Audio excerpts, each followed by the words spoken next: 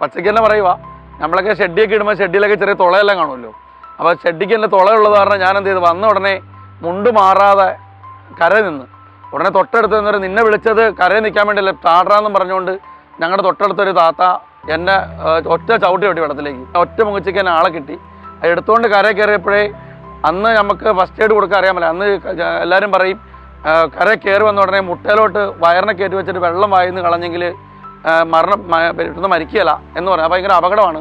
ഒരു കാരണവശാലും ആ ഫസ്റ്റ് എയ്ഡ് കൊടുക്കാൻ പാടില്ല. നമുക്കവിടെ CPR അങ്ങനത്തെ സംഭവങ്ങളൊക്കെയാണ് കൊടുക്കേണ്ടത്. ആ കൊച്ചിനെ MS ഹോസ്പിറ്റലിൽ കൊണ്ടുപോയി കയറി കഴിഞ്ഞപ്പം മാത്യു ഡോക്ടർ എന്ന് പറയുന്ന ഡോക്ടറുണ്ട്. ആ ഡോക്ടറും ഒരാളുമായിട്ട് ഡോക്ടർ റൂമിൽ സംസാരിച്ചുകൊണ്ടിരിക്കുക. ഡോക്ടർ ഇറങ്ങി വന്നില്ല. ഉടനെ ആ ബോഡി ഞാനവിടെ വെച്ചു. കൊച്ച് മരിച്ചിട്ടില്ല സാറേ, ഇറങ്ങി ഓടി വരാൻ പറഞ്ഞു. ഇറങ്ങി വന്ന ഉടനെ പറഞ്ഞു കൊച്ച് ഇപ്പം മരിച്ചുള്ളെന്ന് പറഞ്ഞു.